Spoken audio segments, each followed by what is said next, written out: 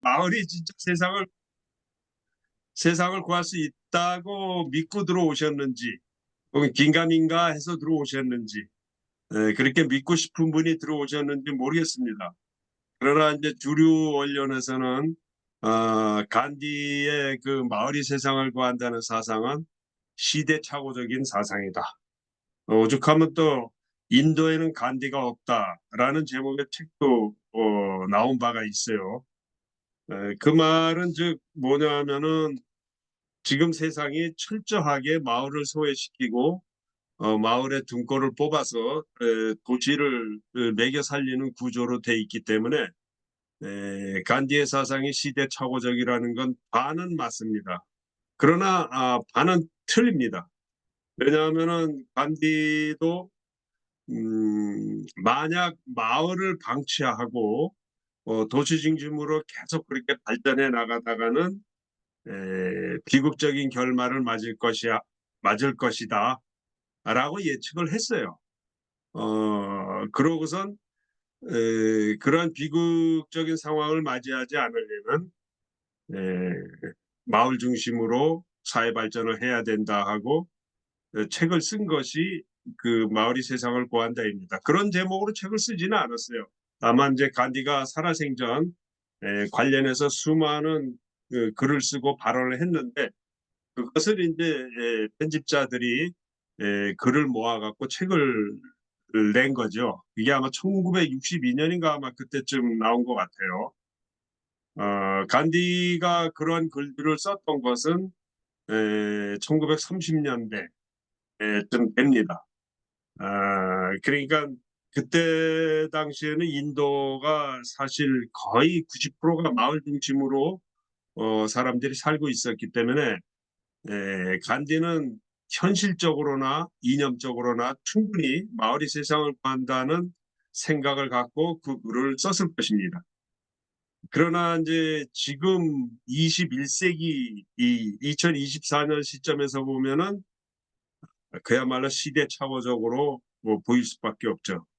오늘 이 시간에는 과연 마을이 세상을 구한다는 생각이 시대착오적인지 어떤 문제가 있는지 이거를 좀 살펴보겠습니다. 어떻게 보면 이제 굉장히 좀 근본적인 문제를 건드릴 것이기 때문에 집중해서 봐주셨으면 좋겠습니다. 제가 PPT를 만들었는데 뭐 PPT 만든 솜씨가 안 좋아서 그냥 어,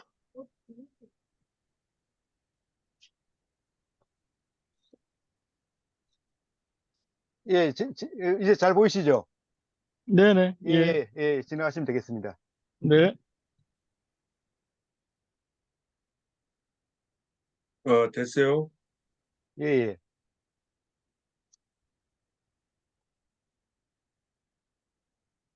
다음 화면 좀 눌러주세요. 예. 예, 다음 화면이요. 이거는 뭐 눌러도 저 동영상 구동이 안 되죠? 예, 예, 다음 화면이요. 예. 예, 아까 얘기 계속하겠습니다.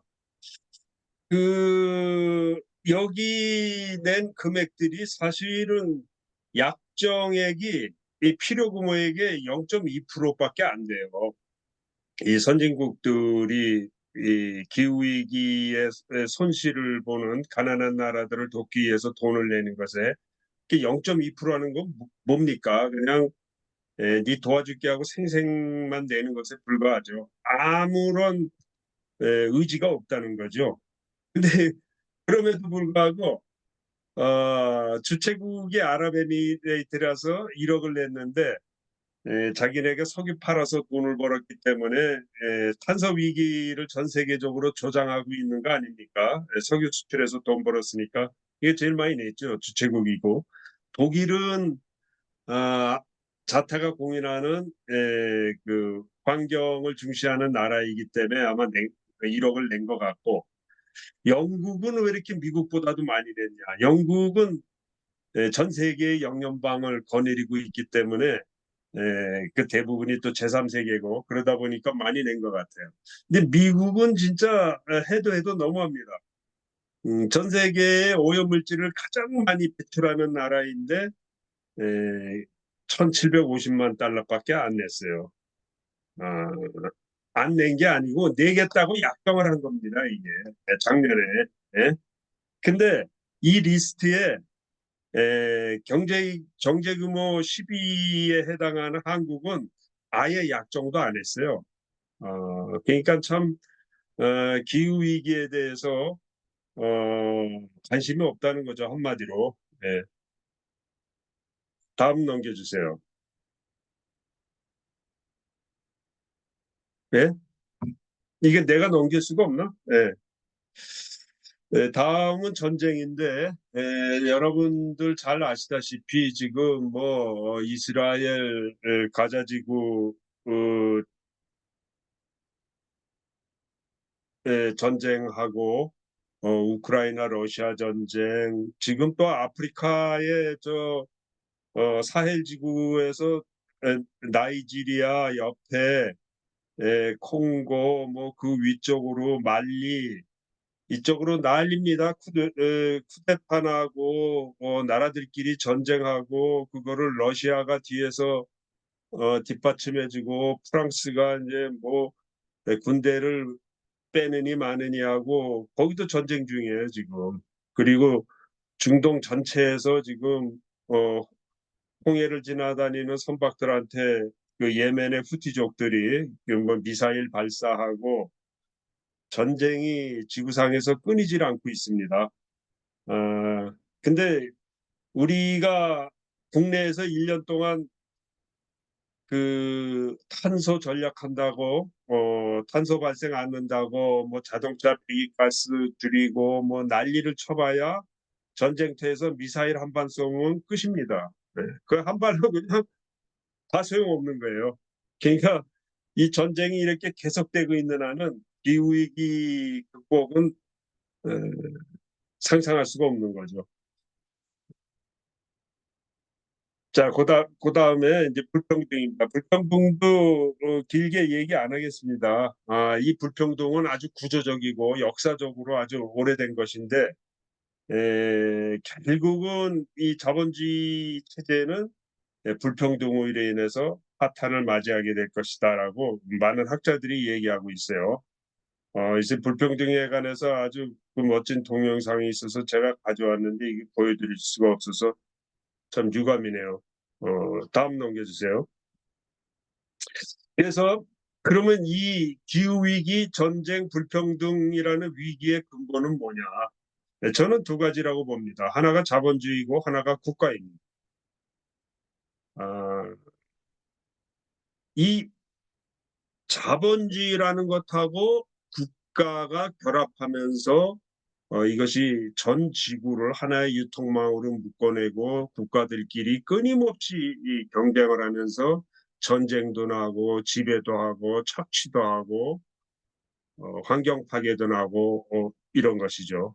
그래서 이 자본주의와 국가가 저는 이 위기, 이 파멸 상황의 핵심적인 두 축이라고 봅니다.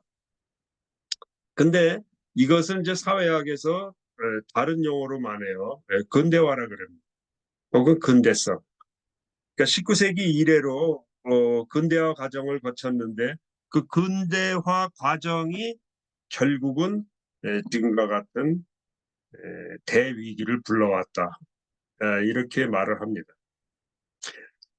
제가 마지막에 대량 생산이라고 썼죠.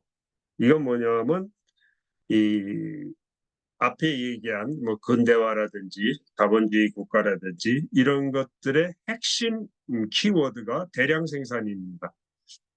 이거는 뭐 학자들이 다 이런 얘기를 했지만 간디가 이런 얘기를 했습니다. 간디는 현대 문명을 한마디로 축약해서 얘기하면 대량 생산 시스템이다.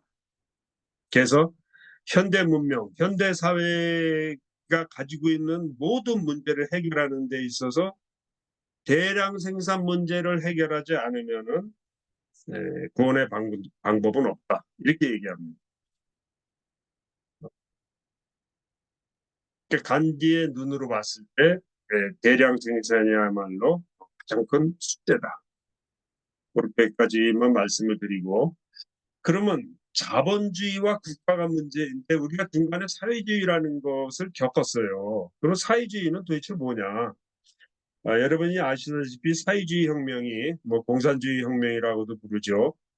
이것이 대개 생산력이 아주 낮은 지역에서 혁명이 일어났어요. 원래 막스의 이론에 의하면은 자본주의가 고도로 발달한 곳에서 뭐 생산력과 그 생산 양식의 모순에 의해서 혁명이 일어나서 사회주의, 공산주의로 넘어간다고 얘기했는데 실제로는 생산력이 아주 낮은 지역에서 혁명이 일어났어요.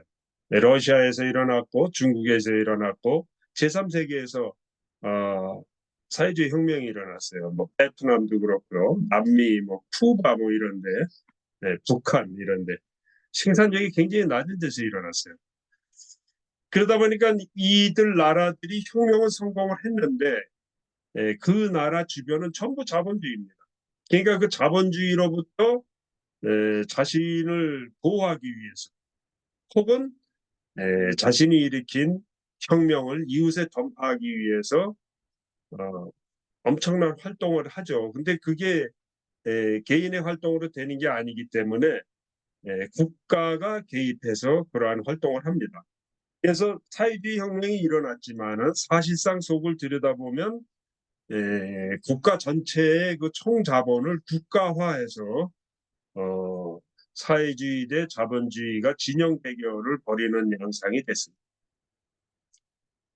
그러니까 러시아가 그 혁명을 일으키고 나서 원래는 노동자 계급이 헤게모니를 쥐고 노동자를 해방한다는 구도였는데 혁명을 일으키고 보니까 러시아를 그러니까 소비에트 연방이죠. 소련을 자본주의 세계가 포위하고선 그걸 다시 뒤집으려고 엄청나게 공작을 하니까 스탈린이 봤을 적에는 이거 우리 공산주의 혁명을 지켜야 된다. 그래갖고 전국을 하나의 그 사상적으로 통일하고 전국의 자산을 국가화시키는 거죠.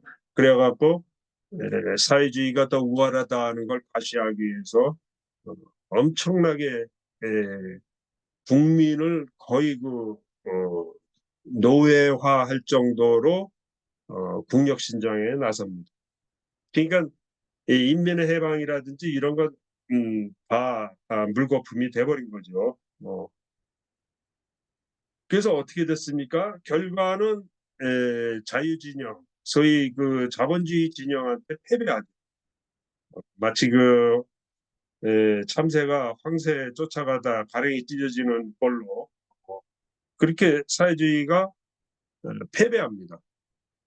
그래서 그 패배한 그 소련이나 뭐 중국이나 뭐 이런 데 가서 봤더니 이 사회 꼴이 말이 아닌 거예요. 다 파괴된 거예요. 국내에 무슨 뭐 사람들의 인성이라든지 뭐 사회적 전통이라든지 이런 것 다 파괴되고 또 자본주의와 대결하느라고 무리하게 그냥 자원을 끌어다 쓰는 바람에 생태계가 다 파괴하고 국내화가 다 파괴됐습니다. 사회주의 혁명을 하면서. 그렇다면 승리한 자본주의 국가는 어떻게 됐냐? 승리는 했지만은 역시 전 세계를 착취해서 자기네 나라는 어느 정도 잘 살게 됐지만 자기네 나라를 빼고 전 세계를 다 도탄에 빠뜨렸어요. 뭐 대표적으로 이제 제3세계가 그렇게 됐죠.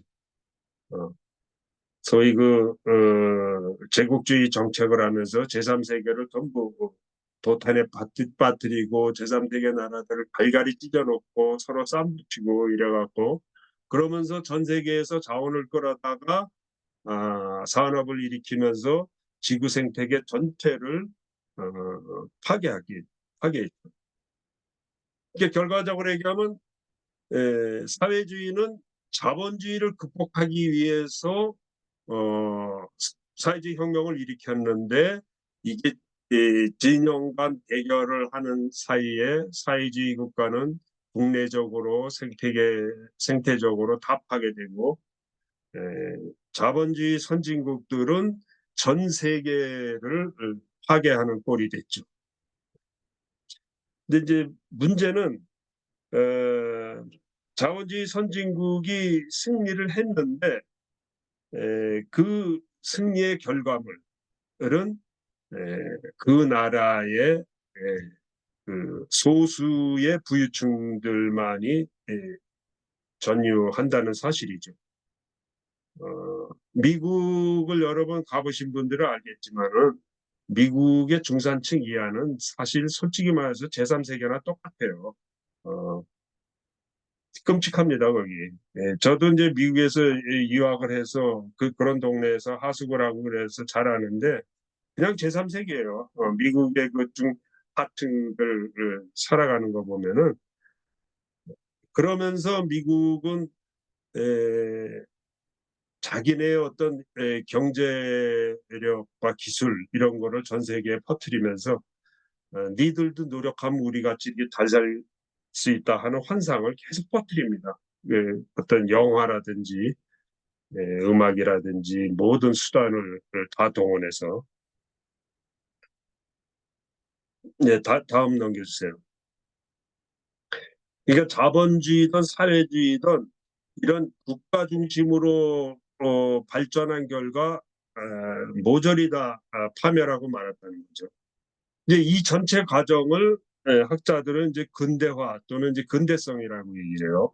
그래서 오늘날 우리가 이 위기를 극복하기 위해서 가장 핵심적으로 공부해야 될, 알아야 될 것이 뭐냐 하면 도대체 근대화란 뭐냐, 근대성이란 뭐냐, 이게 좋은 건가? 중국이 아편 전쟁에서 패하고 나중에 중일 전쟁에서까지 일본한테 패하잖아요. 아시아의 참 자존심이었는데 오랑캐들한테 걔네들 말로 오랑캐들한테 이렇게 지고 나니까 1910년대, 20년대 이때 중국에서는 이 서구 모방하기가 엄청나게 유행을 했어요. 그래서 중국 사람들이 자기 이름을 버리고 서양식으로 이름 짓는 게 유행이다시피 과학 기술을 받아들이고 막 그 서구 흉내내고 그 과정에서 이제 그 모택동의 혁명이 일어난 건데 음, 그, 그 당시에 그 사람들은 근대화만이 살 길이다 이렇게 된 것이고 일제 식민지가 된 우리 조선도 마찬가지로 근대화만이 살 길이다. 제3세계의 모든 나라들이 제국주의 지배하에 있던 모든 나라들이 민족해방과 근대화 이것이 지상의 과제였어요. 제3세계는 이제 훨씬 나중에 이제 민족해방까지 달성을 하지만은 이제 한국 같은 나라는 2차 대전이 끝나고 이제 전후에 이제 복구를 하는 과정에서 가장 큰 이제 화두가 근대화였죠. 이 근대화의 기수가 바로 이제 박정희라는 인간이 나타나서 그것을 하게 돼요. 그래서 이제 그 근대화를 한국은 어떻게 보면은 제3세계 가운데는 가장 모범적으로 근대화를 이루어가지고 어떤 기적이라고도 말하죠. 그래서 세계 10위권의 경제 강국이 됐는데 지금 이 시점에서 우리는 과연 이 근대화가 뭐냐? 이게 과연 우리한테 필요했던 것이냐? 이것이 과연 인간을 행복하게 만들었는가? 이거를 근본적으로 따질 수밖에 없는 상황에 처했어요. 왜냐하면 이 근대화라는 건 우리만 한 게 아니거든. 전 지구가 있거든. 그래서 이 근대화의 내용을 따져보는 그런 그 학자들의 연구가 지난 한 30년 동안 계속 이어졌어요. 이제 여기서 이제 결론적으로 도출한 것이 백인들이 상정한 이 근대 철학체에 문제가 있었다라고 결론을 냈죠. 그래서 이제 그 근대화에서 보면 이제 서구가 시작을 했잖아요. 그래갖고 전 세계에 퍼뜨렸는데 이 사람들은 이제 인간을 이 지구상에 존재하는 생명들을 인간, 비인간으로 크게 나눌 수 있겠죠. 인간에는 뭐 동물, 식물, 뭐 자연 다 포함이 되는데 인간은 만물의 영장이라고 보고 그 만물의 영장 중에 백인이 표준이에요. 대표예요, 백인이. 그리고 비인간은 인간을 위해 존재할 때만 의미가 있다라고 생각을 했어요. 네. 저기 뭐 좋은 풀이나 나무가 자라고 있어도 이것이 나에게 뭐 약초나 뭐 그늘을 준다든지 이런 이득이 없으면 아무런 가치가 없는 거예요. 그리고 신, 과거 사람들은 신과 인간 사회를 거의 구분하지 않고 이렇게 살았었는데 근대 철학에서는 사회와 자연으로부터 신을 분리를 했습니다. 그러니까 옛날 고대인들은 자연 그 자체를 신으로 보기도 하고 이 사회에도 신이 작용하고 있다. 그 신의 섭리라 그러잖아요. 그렇게 생각을 했는데 근대에 들어와서 신을 철저하게 자연과 사회로부터 분리를 했어요. 그래서 세속주의 정권이 들어서게 되죠. 그리고 그 신을 없애버린 게 아니에요. 물론 이제 공산주의, 막스주의 철학에서는 신을 없애버렸지만 음, 이 대부분 이 자본주의 국가에서는 세속적인 자본주의 국가에서는 신을 인간의 정신 두뇌 안에 가둬버렸어요. 그래서 종교를 계속 유지하면서도 사람들을 어떻게 보면은 정신적 노예로 만들어 버렸다고 볼 수 있습니다. 신은 오로지 인간의 관념 속에서만 존재하는 걸로 그렇게 만들었어요. 그래서 교회는 있지만은 그거는 에, 교회라는 그 시스템 안에서만 작용합니다. 그래서 오늘날 영국에 가면은 옛날에는 일요일날 전부 교회나 성당에 갔는데 지금은 교회나 성당이 텅텅 비어 있고 전부 축구장으로 몰려갑니다. 축구 기용하는 게. 그런 스포츠나 그런 예술 활동 이런 것이 옛날의 종교 활동을 대신하고 있습니다. 다만 이제 뭐 그런 종교 활동하는 사람들에 의해서만 어떤 그 관념 속에서만 그 신이 존재하는 거죠. 그 다음에 이 근대 철학에서는 자연이라는 것을 어디나 동일한 것으로 간주를 하고 조작과 정복의 대상으로 보았습니다.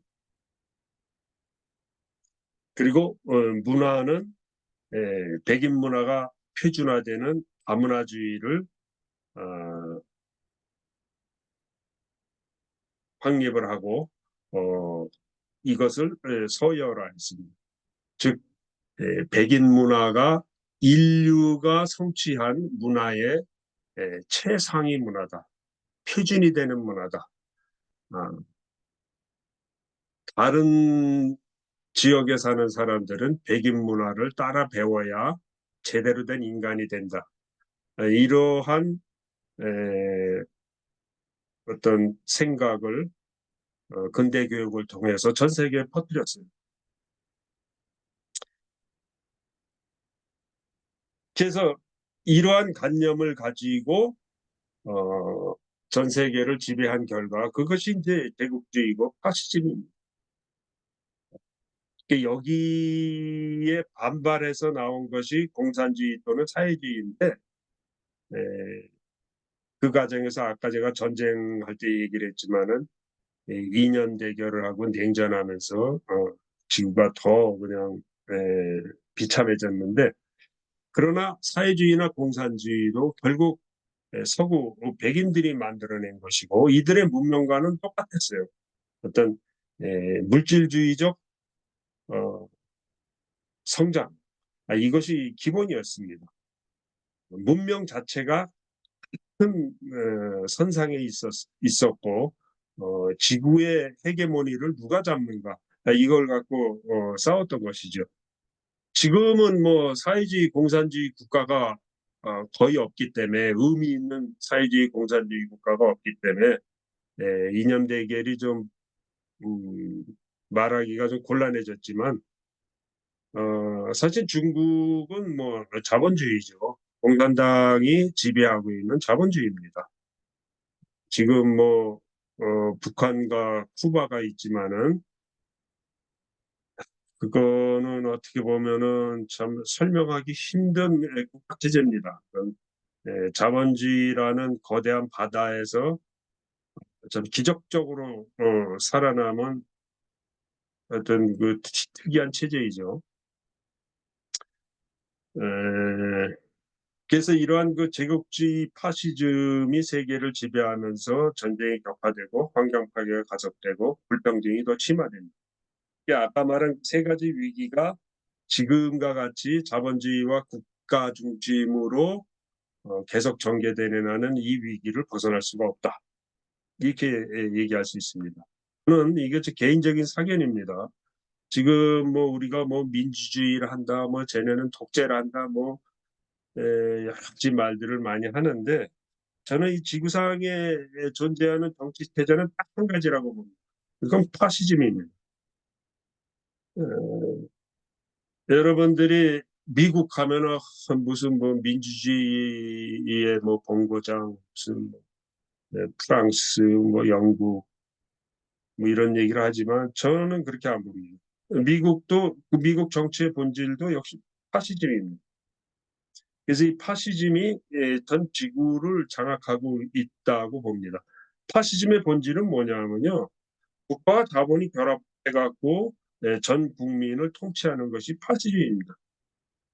미국이 말하는 상권 분립 이런 거는 부가적인 장치에 지나지 않아요.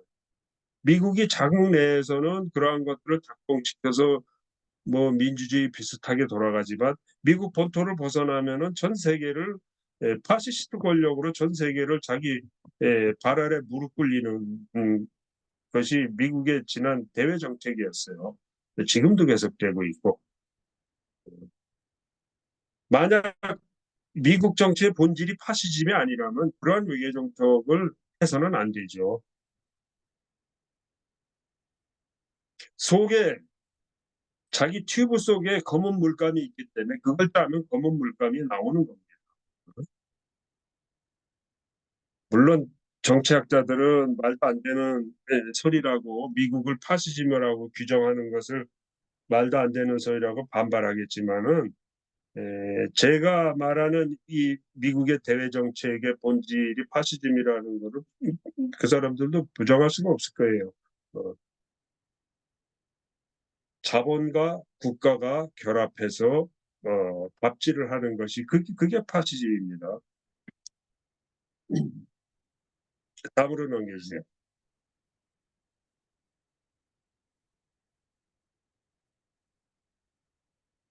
인생 다음으로 넘겨주세요.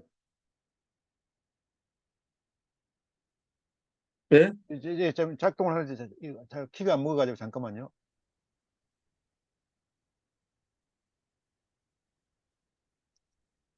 예, 예. 네. 그래서 지금 우리가 기후위기, 불평등, 전쟁 이거를 해소하기 위해서는 이 근대성을 어떻게 극복하는가 하고 긴밀하게 연관이 돼 있습니다. 예, 지난 몇 년 전부터 이거 한 아무 10여 년 됐죠. 이 어떻게 백인들이 이 만들어 놓은 이런 이론 체계, 사상 체계, 철학 체계를 극복하느냐 하는 것들을 제3세계 학자들이 아주 엄청나게 연구를 했어요. 아마 책방에 가면 이제 관련 서적들도 있는데 그런 그것이 이제 탈식민주의에 관한 이론들이 많이 나와 있죠. 그래서 그 지금 우리가 겪고 있는 이 위기들이 백인들이 만들어 놓은 정치, 사회, 경제 시스템에서 이렇게 됐기 때문에 그것을 극복하는 것도 백인들의 사상 철학을 극복하는 방향으로 공부를 해야 된다. 그래서 저는 요즘 원주민의 삶, 원주민의 사상 철학 이런 관련된 책들을 많이 봅니다. 어, 그 백인들이 보지 못했던 어떤 그러한 그 세계관을 획득하기 위해서. 다음은 대량 생산 얘기인데, 간디는 현재 인류가 겪고 있는 모든 문제의 근저에는 대량 생산의 문제가 있다고 보고 있습니다. 그래서 이 문제를 해결하는 방법으로서 마을 경제를 생각하는 겁니다. 자, 여기서 우리는 그 밑에서는 인구 증가, 생산성 향상, 대량 생산 이 사이클을 피할 수 없는가 이 질문에 부딪히게 됩니다. 인구가 계속 늘어나요. 과학기술이 발전하면 생산성이 향상되고 생산성이 향상되는 것과 동시에 인구가 계속 늘어납니다. 위생 상태가 좋아지고 먹을 것이 풍부해지고 이러면서 그러면은 그 인구를 먹여 살리려면 대량 생산을 해야 돼요. 이 사이클은 피할 수가 없어요. 그런데 대량 생산이 문제이기 때문에 대량 생산을 하지 말자. 이게 과연 말이 되는가? 이 문제입니다.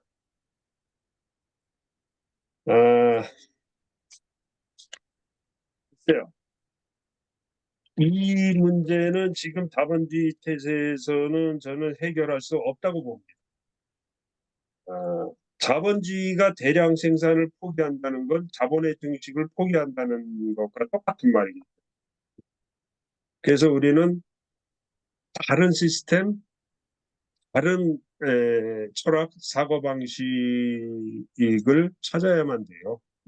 이 악순환되는 이 사이클을 피하려면. 어쨌든 단지는 이 대량 생산이라는 이 근본적인 문제를 돌파하기 위해서 마을 경제를 생각했던 것입니다. 다음 넘겨주세요.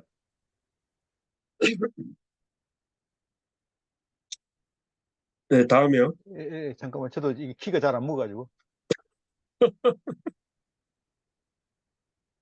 예, 그 간디의 사상을 이해하려면요, 몇 가지 인도말을 알아둬야 돼요.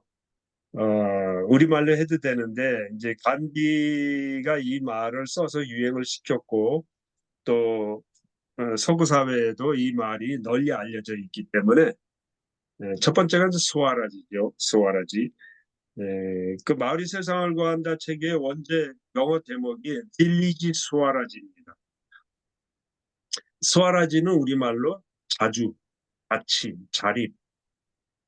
그러니까 자치를 가장 대표적으로 자치를 스와라지라고 제가 가르치고 주조 리비 별이라고 써놨죠. 요거는 제가 중학교 때 외웠던 게 지금까지 남아 있어요. 이게 뭐냐면 앞에 자자가 빠진 거예요. 자주, 자조, 자립, 자위, 자결. 이게 뭔지 아시는 분 있어요? 이 박정희가 새마을운동 하면서 내세웠던 5가지 신조입니다. 이게 새마을운동에.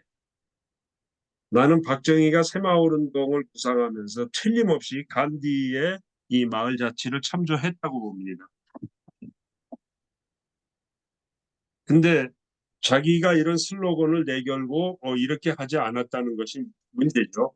어쨌든 스와라지는 자치입니다. 스스로 결정한다. 스스로 지배한다. 스스로 통치한다. 그 다음에 스와데시라는 말도 간디가 굉장히 많이 썼어요. 이건 자급자족을 뜻합니다. 혹은 다립경제.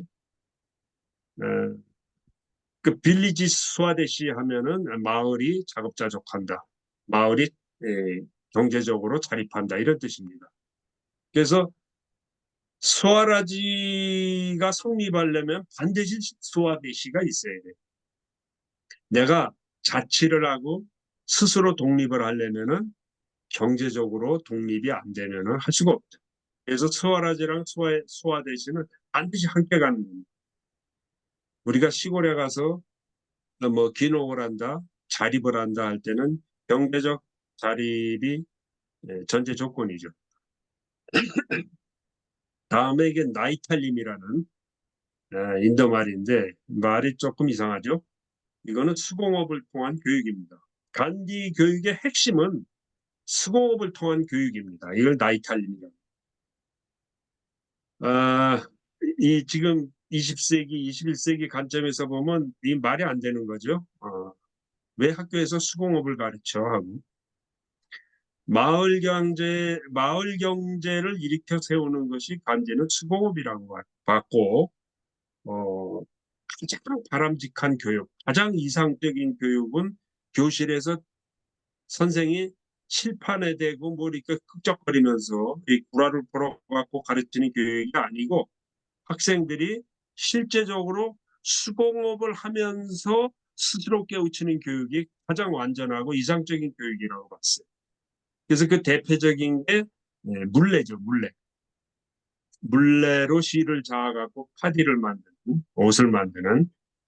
어, 왜냐하면 그 수공업을 가령 이제 물레를 이렇게 하게 되면 그 실의 특성이라든지 그 물레를 만드는 어떤 그 목공예라든지 그 실이 어떻게 직조가 되는지 그러니까 물레 하나만 가지고 공부할 거리가 수백 가지가 나옵니다. 그것을 자신의 육체적 노동을 통해서 그 수백 가지의 주제어들을 깨우친다는 거죠. 저는 간디의 그 나이탈림, 수공업에 통한 교육을 100% 동의합니다. 근데 이것을 사람들한테 설득을 할 수가 없어요. 그 다음에 이제 간디가 가장 많이 쓰는 단어가 아힘사입니다. 비폭력이죠. 수동적 저항이라고도 표현하는데 어쨌든 간디는 비폭력주의자입니다. 그리고 이 마을이 세상을 구한다 간디의 경우에 또 굉장히 많이 나오는 게 판차야트입니다. 고인의 마을 원로회인데 인도는 그 몇천 년 동안 마을에 전통적인 통치 기구가 있었어요. 혹은 마을에 어떤 분쟁이나 문제가 생겼을 때 원로들 5명이 모여갖고 그거를 이렇게 조정을 해서 해결을 했습니다. 어떤 둘이 싸웠다. 뭐 이 마을 저 마을이 싸웠다. 뭐 고민거리가 생겼다. 그러면 지들끼리 싸우다 안 되면은 판차테에 가서 마을 원로들의 얘기를 듣고 해결을 합니다. 이 전통이 몇천 년 동안 있었어요. 그러다가 이제 근대에 들어와서 다 없어졌죠. 이것을 간디가 되살린 겁니다. 판차야트, 그러니까 스와데시가 경제라 그러면 판차야트는 마을의 사법구조 혹은 정치구조입니다. 이게. 그래서 그 전통을 되살리기 위해서 인도 정부가 1992년에 지방자치위원회를 만들어요. 이 판차야트를 기본으로 해가지고. 그래서 일본 그 인도 전역에 이 판차야트가 지금 있습니다. 판차는 인도말로 다섯이란 뜻이고 야트는 그룹이란 뜻이에요. 5인의 원로회의란 뜻입니다.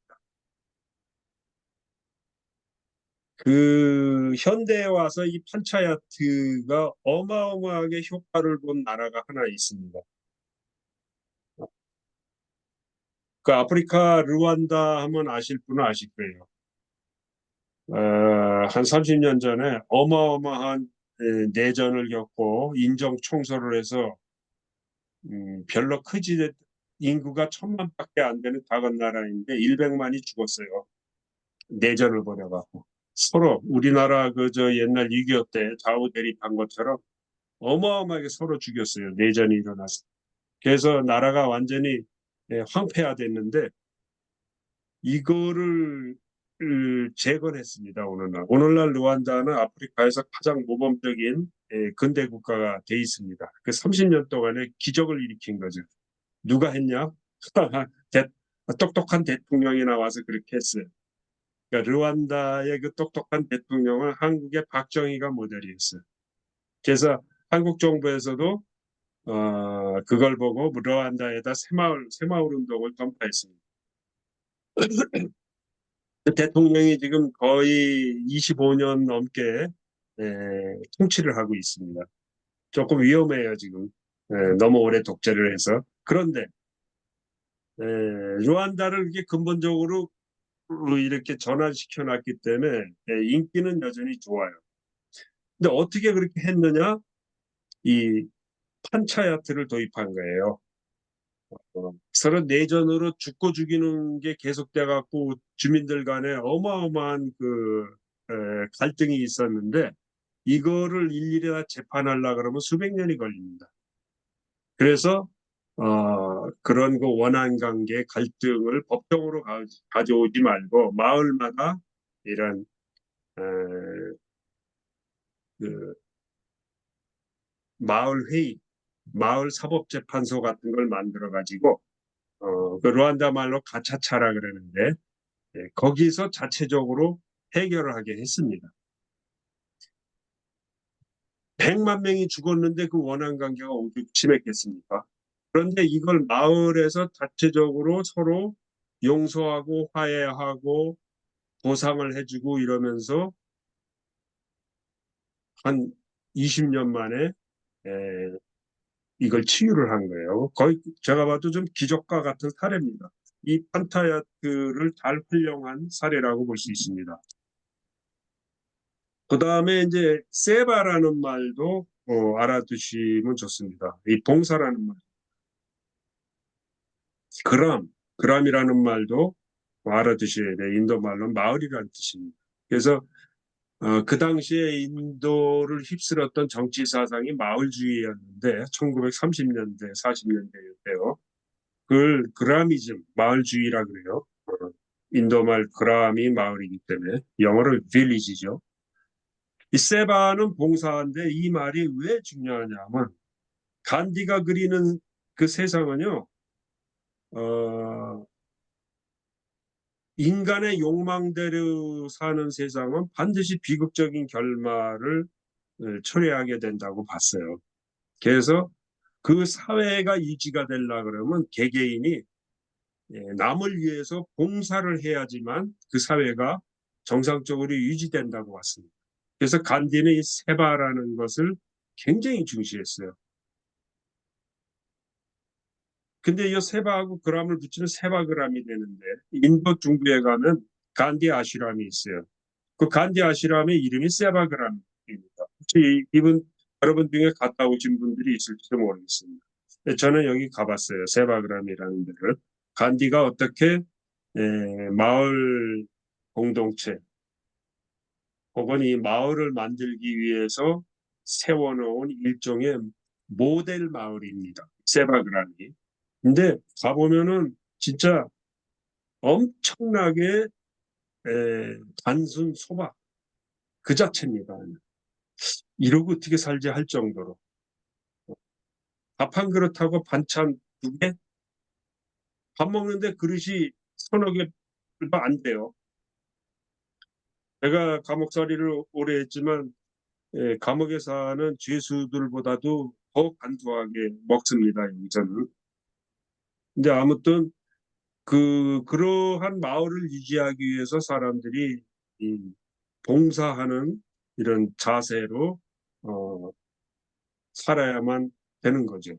근데 안타깝게도 이 세박을 하면 그 자체로 돌아간다기보다도 어, 관광객을 위한 장소가 돼버렸어요. 그리고 그 세바그람에서 그리 멀지 않은 곳에 간디의 수제자라고 할 수 있는 비노바 바베 아슈람이 있어요.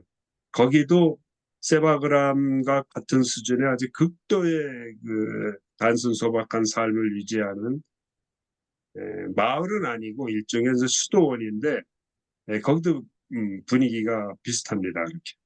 그래서 이 간디를 이해하려 그러면 이 둘레 여섯 7개의 이 인도 단어들을 잘 알아둬야 됩니다. 가장 많이 나오는 단어들이기 때문에, 그리고 이 단어들이 이 마을이 세상을 구한다는 그 사상의 키워드들입니다. 다음으로 넘겨주세요. 그 소아라전이라는 말이 언제 처음 나타났냐? 그 1909년에 우리나라 한일합방 나기 직전인데, 인디언 오피니언이라는 신문에 간디가 힌두 스와라지라는 칼럼을 발표합니다. 여기서 인도가 몇백 년 동안 영국의 식민지였잖아요. 그래서 이 칼럼을 계기로 인도의 이제 독립운동에 그 물꼬가 트기 시작하는데, 간디는 뭐 제3세계 뭐 해방투쟁, 민족해방투쟁에서 보듯이 뭐 제국주의를 타도하자, 뭐 일제를 타도하자, 이런 주장을 하지 않습니다. 간디는 진정한 자치는 자기 자신의 마음을 다스리는 것이다라고 해갖고 자기 내면의 어떤 그 뭐랄까, 내공을 쌓는다 그럴까, 자기 내면의 정비가 먼저였어요. 독립을 하기 전에. 그리고 수동적 저항은 영혼의 힘이며 사랑의 힘이다. 이 비폭력을 얘기하는 거죠. 비폭력으로 해야 된다. 독립투쟁을 하더라도 그것이야말로 사랑의 힘이다. 이런 힘을 발휘하기 위해서는 모든 면에서 소화대시가 필요하다. 아까 말했죠. 자치를 하려면은 자립경제가 필요하다. 그리고 영국에 대한 반대나 복수보다도 위와 같이 이렇게 소화대시, 소화라지를 하는 것이 우리의 의무다. 그러니까 영국 사람들이 왜 간디를 좋아하냐면은 그 식민 지배에 대해서 대놓고 반대하거나 뭐 통을 두고 싸우거나 그게 아니고 자기 자신의 자치를 주장하니까 영국이 좋아하는 거예요. 예? 그리고 함부로 못했던 거죠. 그런 식으로 접근하니까 영국 사람들도 이제 경외심이 생기고, 영국에 가면은 그 간디 동상이 여러 군데 있습니다. 런던 한가운데도 있고. 다음 넘겨보세요. 이건 제가 상징적으로 사진을 하나 넣었어요. 간디 하면 물레죠. 그래서 사람들은 저건 일종의 메타포다 이렇게 생각할 거예요. 은유다, 상징이다. 그러나 간디의 사상이나 이 마을이 세상을 구한다는 책을 자세히 읽어보면은 이건 메타포가 아니라 간디가 생각하는 사상, 정치, 사회, 경제, 사상 그 자체입니다. 이 물레는. 이 물레를 통해서 마을 경제가 나오고, 이 물레를 통해서 마을 교육이 나오고, 이 물레를 통해서 마을이 완성이 됩니다.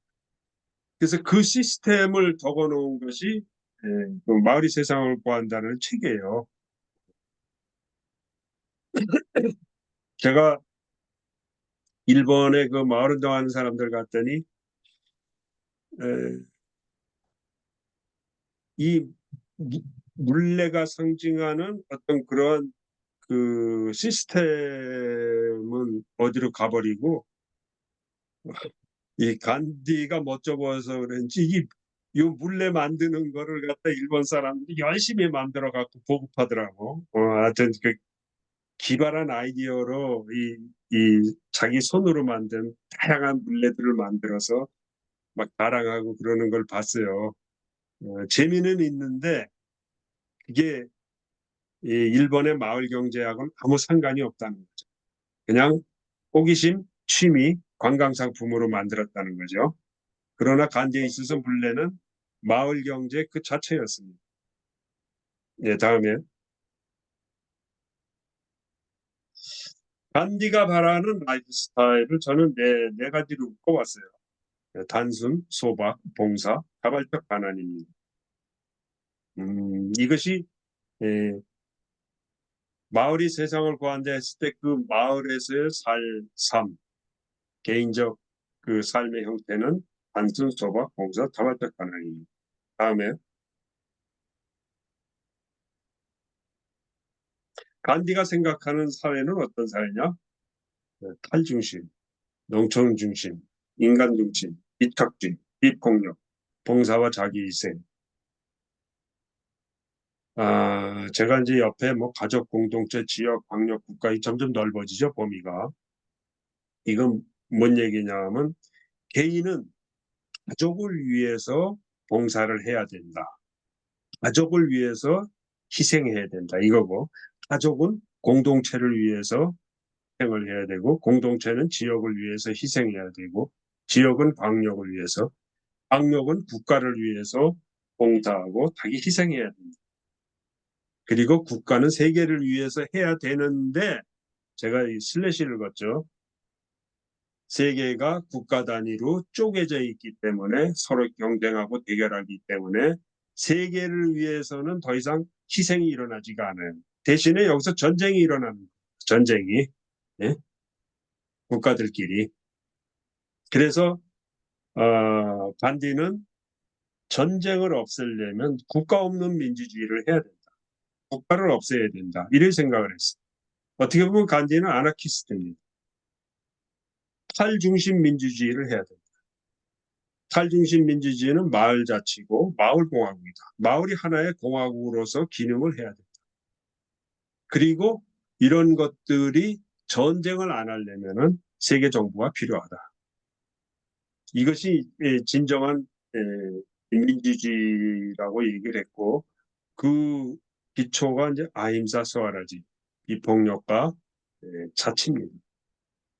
비폭력과 자치라는 기본 개념 위에 그것을 깔지 않은 민주주의는 성공할 수 없다고 간디는 본 거죠. 근데 이 간디가 생각하는 이 사회는 사실 오늘날 하나도 안 들어맞습니다. 왜냐하면 그때 이래도 세계는 이것과 완전히 정반대로 세계가 발전했기 때문에.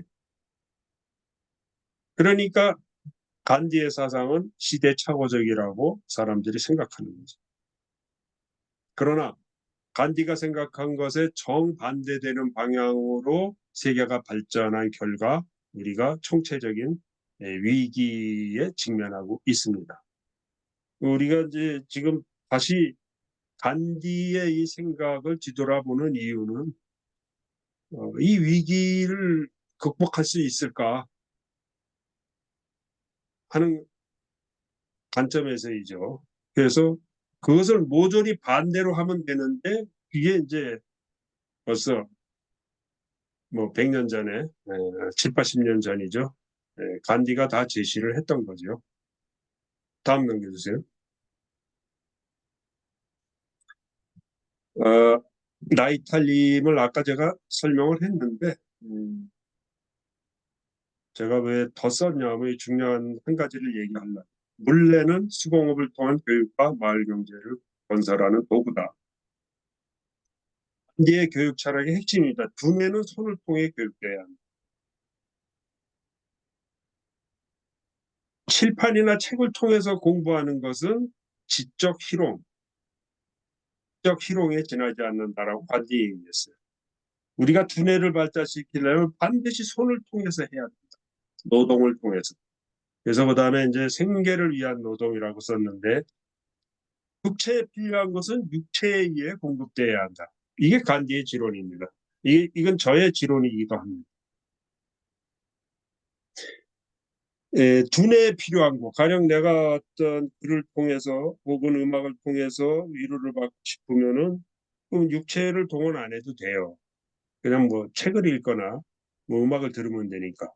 그러나 내가 뭐가 먹고 싶어. 내 육체가 에, 뭔가 좀 배고파서 먹었으면 해. 그러면 육체에 필요한 거는 나의 육체 노동을 통해서 구해야 된다. 농사를 져야 된다는 거죠. 농사가 아니라면 다양한 노동을 해야 된다. 그래서 이 육체노동은 간디 철학에 있어서 가장 핵심적인 것 중에 하나입니다. 지적노동은 영혼을 위한 것이고 그 자체로 만족해야 하며 보수를 요구해서는 안 된다. 그러니까 이 간디가 생각하는 사회지 지식인들은 자기가 지식이 많다고 해서 자기 지식을 빌려준다고 해서 보수를 요구해서는 안 된다는 거예요. 봉사하라는 거죠. 네.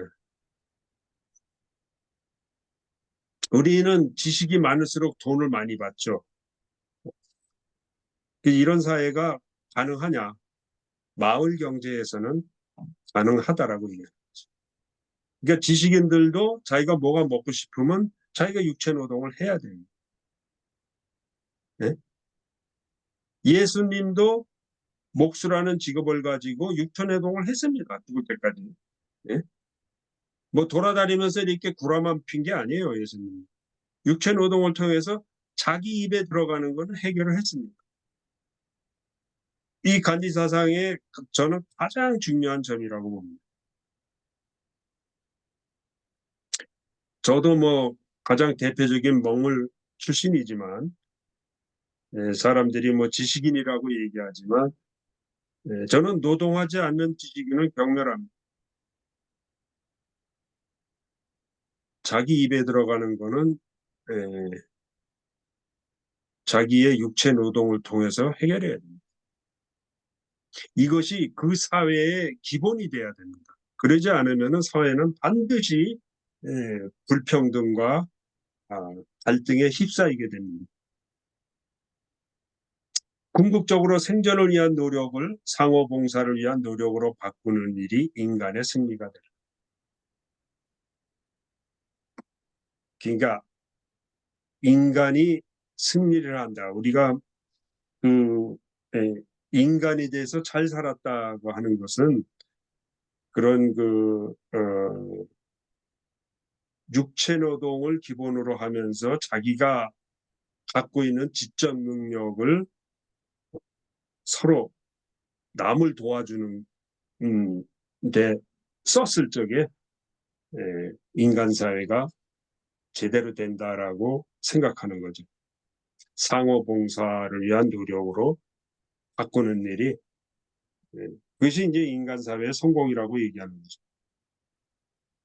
그 교육을 하는 것이 그게 나이카님입니다. 네, 다음에 시간이 많이 지나가지고 마지막에 요거를 좀 얘기할게요. 그 녹색평론사에서 나온 그 책을 번역한 사람이 누구냐면 김태원이라고 돼 있어요.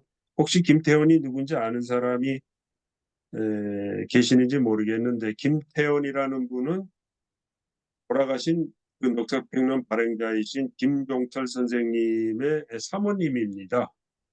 그래서 그 녹색평론에서 나온 책들을 여러 권 번역했어요. 근데 그 책을 번역하고선 사모님도 영문학자이기 때문에 뭐 번역의 달인이시죠. 근데 거기에 그 역자 후기를 짤막하게 적었는데 역자 후기 첫 마디가 이렇게 써 있어요. 서양 문명에 대해 어떻게 생각하느냐는 질문을 받았을 때 이제 간디가 그 영국인가 어디를 방문했을 때 이제 그 기자가 물어봤어요. 서양 문명에 어떻게 생각하니까 간디가 뭐라고 대답했냐. 그런 게 있다면 참 좋겠지요. 라고 말했다는 거예요. 그래서 이게 이제 김태원 선생님이 이렇게 번역을 했는데 제가 원문을 찾아봤어요. 원문이 When asked what he thought of Western civilization, 서양 문명에 대해 어떻게 생각하냐고 이제 질문을 받았더니 간디가 뭐라고 대답했냐? I think it would be a good idea. It would be a good idea. 영어에서 would be 하면은 가정법입니다. 가정법. 어, 현실에서 실현된 것이 아닌 거예요. 뭐 그런 게 있다면 좋겠지 이런 거죠. 예? 그거는 여기 이제 뒤에 말이 생략됐어요. 만약 그 문명이 잘 굴러간다면 좋은 것 같다. 근데 현실은 그렇지 않다는 거죠. 그러니까 간디는 서양 문명 자체가 실패라고 보는 거예요. 그 다음 보세요. 왜 그러냐? 간디가 생각하는 문명의 진정한 의미는 욕구를 늘리는 것이 아니라 의도적으로 또는 자발적으로 욕구를 제한하는 것이 문명이라고 봤습니다. 그렇기 때문에 대량 생산이라는 것은 욕구를 한없이 확장하는 것과 관련이 돼 있잖아요. 그래서 간디의 그 마을 경제는 그 자발적 반환, 어떤 욕구를 제한하는 것. 그래야 더 인간적이 되고 개인뿐만 아니라 개인의 어떤 영적인 발전, 사회적 성숙, 그리고 자연 생태계와의 유기적 관계 이런 것들이 일어나는데 그 중심이 욕구, 욕망의 제한, 욕망의 적절한 제한이라고 생각하는 것이 그것이 간디가 생각하는 문명입니다. 근데 서양 문명은 정반대로 나갔죠. 욕구, 욕망을 무한적으로 확장을 해갖고 오늘날의 이 물질적 부를 만들었지만 이것이 이런 인간 파괴, 생태계 파괴로 귀결한 거죠. 그 다음이 끝인가요? 예, 끝났습니다. 예.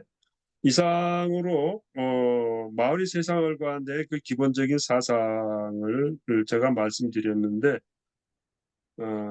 아까 서두에 얘기했듯이 사실 현재 시점에서 보면 간디의 이 모든 사상은 시대착오적인 겁니다. 그러나 오늘날 이 위기를 극복하려면은 이 방법으로 가는 것 말고 다른 방법이 있겠느냐?